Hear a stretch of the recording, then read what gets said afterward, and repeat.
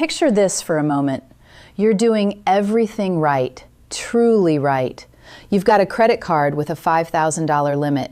You're not reckless, you're not overspending, you're not chasing luxury or trying to impress anyone. You're simply using your card the way responsible people are told to use it. You spend about $2,000 throughout the month: groceries, fuel, maybe a subscription or two, a few necessary expenses. Nothing outrageous, just life. And here's the part that really matters. You already have the money. It's sitting safely in your bank account. You're not relying on credit, you're using it strategically. Then your statement comes in. You open it, glance at the balance, and without hesitation, you pay it off in full. No interest, no stress, no delay. You feel in control, disciplined, responsible, exactly the kind of person the financial system should reward. And then, 3 days later, your phone buzzes. You check the notification. Your credit score just dropped, not by a point or two, but by 20 points. And suddenly, everything feels confusing. You pause. You replay the month in your head. Did I miss something? Was there a hidden fee? Did someone access my account? But no, nothing like that happened. No fraud, no mistake, no late payment. What you're experiencing is something far more frustrating.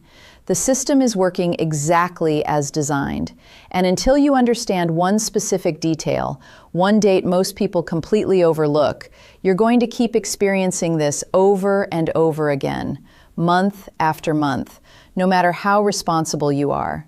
Now here's what I want to do for you today. I don't just want to explain what's happening, I want to give you control.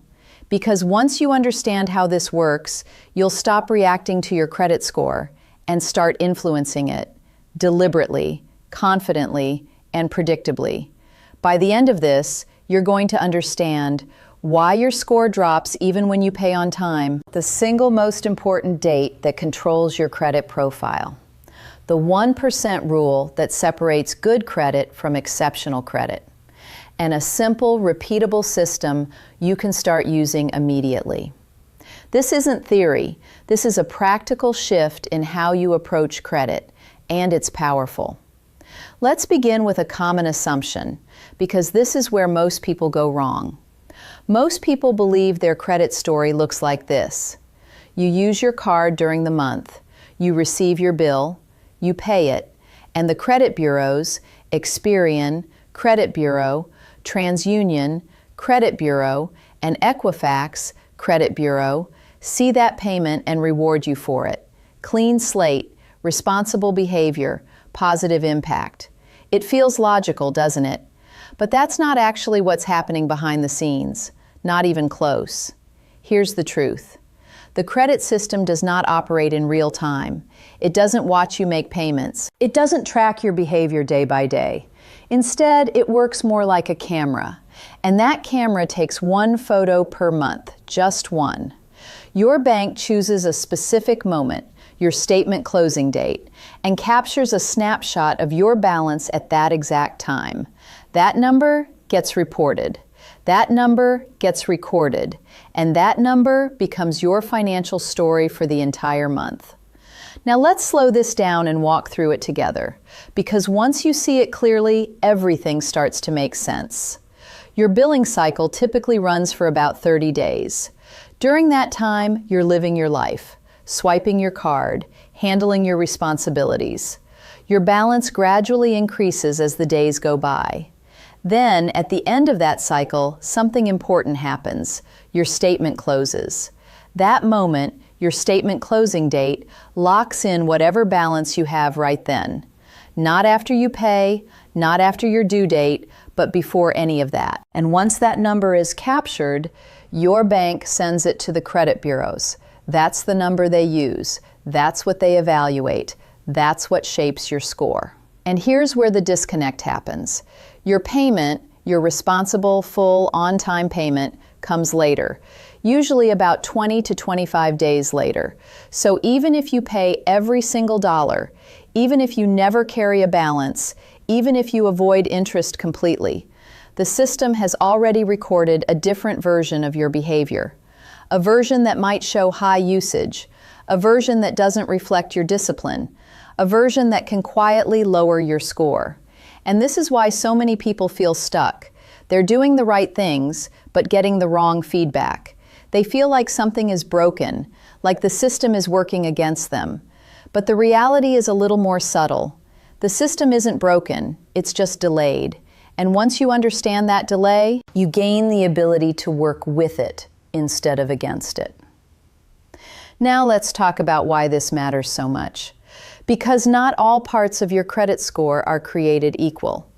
Your score is built on several factors, but two of them carry the most weight.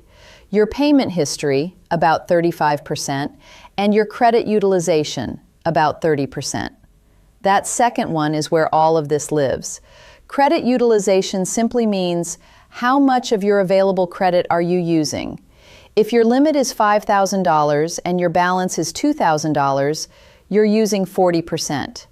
And here's the key insight.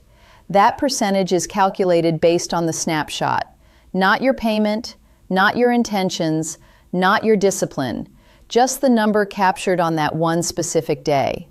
And the scoring system reacts strongly to certain thresholds.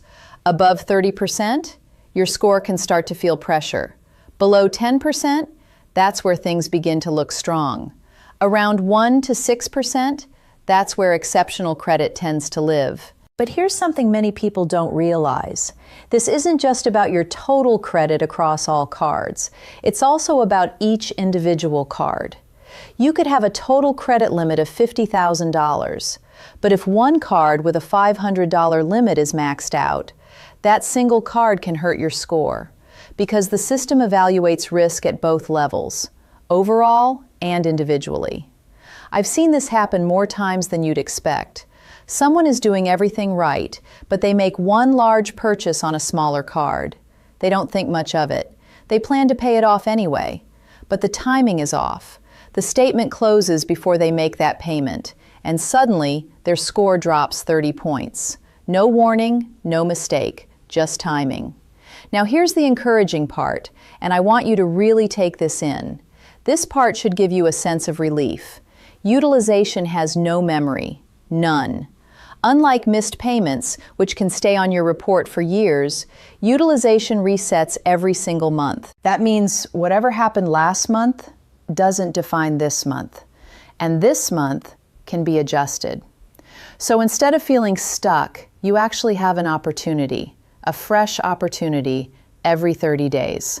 And this is where strategy comes in, because the goal isn't to stop using credit, it's to control what gets reported. Instead of waiting for your bill to arrive, you shift your timing. You make your payment before the statement even exists.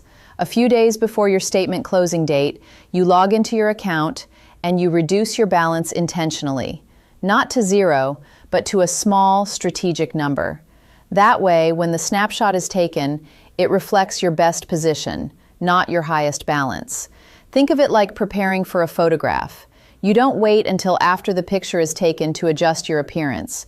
You prepare before the camera clicks. And that simple shift changes everything. Let's say your credit card statement closes on the 15th of every month. By the 11th, you've been using your card normally and your balance has reached $2,000 on a $5,000 limit. That's 40% utilization. If nothing changes and the 15th arrives, that 40% is what gets reported to Experian, TransUnion, and Equifax. And for the next 30 days, that's the version of you the system sees. But now, let's shift the timing. On the 11th, just a few days before that statement closes, you log into your account. You look at that $2,000 balance, and instead of waiting for the bill, you make a manual payment of $1,900.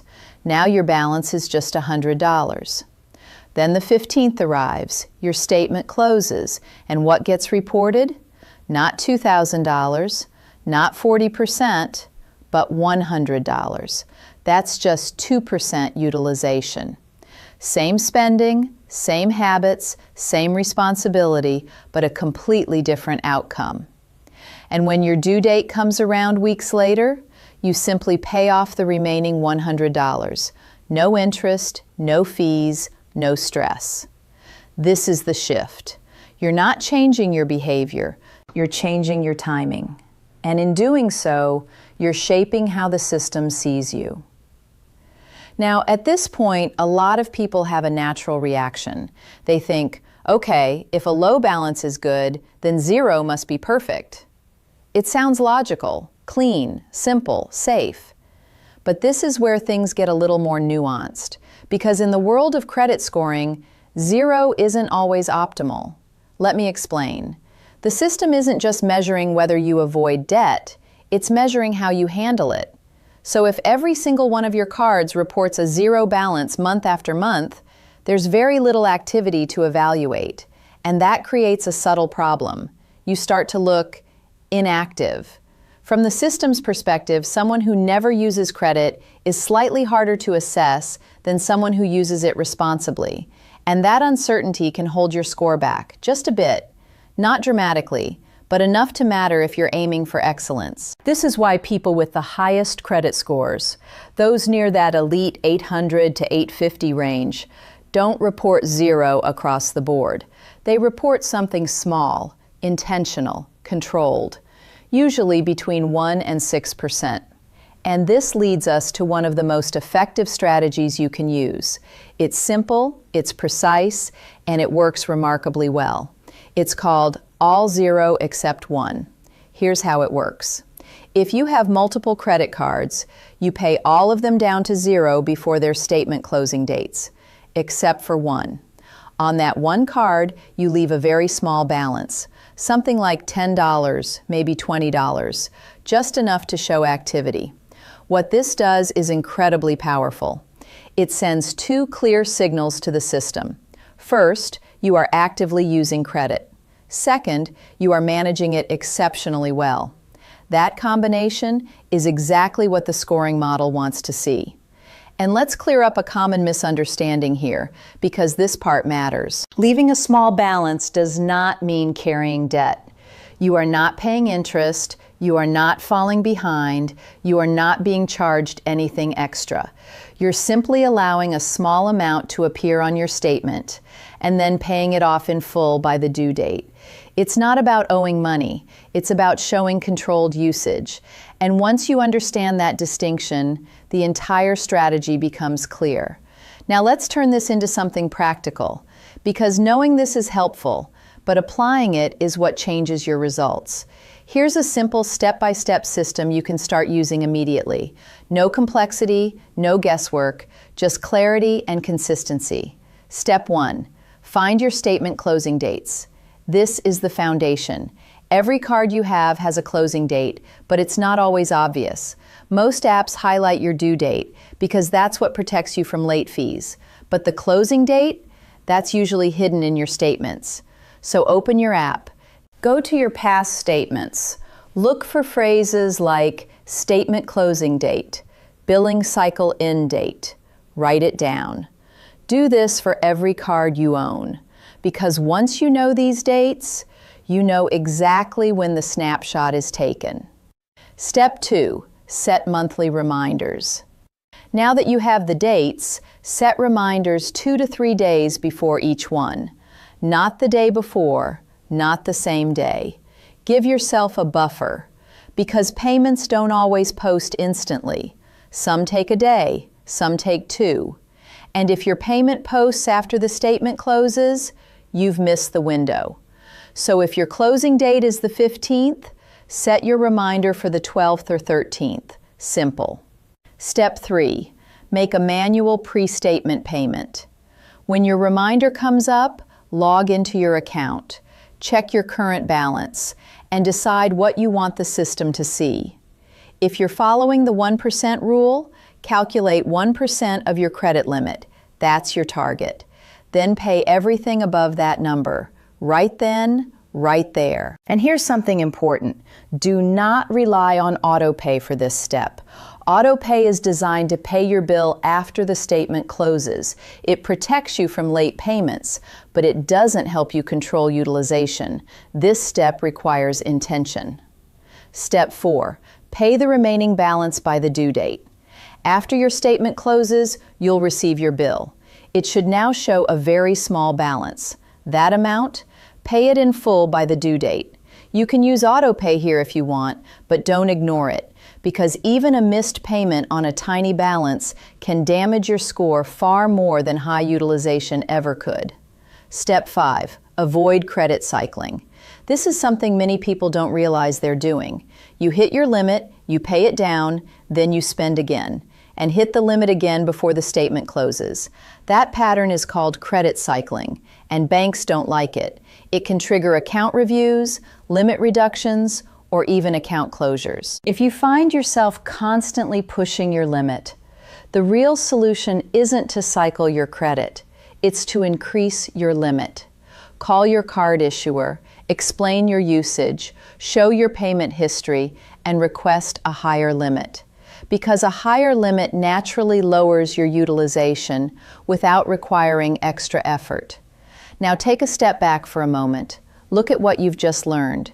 You now understand why your score drops even when you do everything right, how the system actually works behind the scenes, the single date that controls your credit profile, and the exact strategy to take control of it. This isn't about gaming the system, it's about understanding it. And once you do, you stop feeling confused and start feeling confident.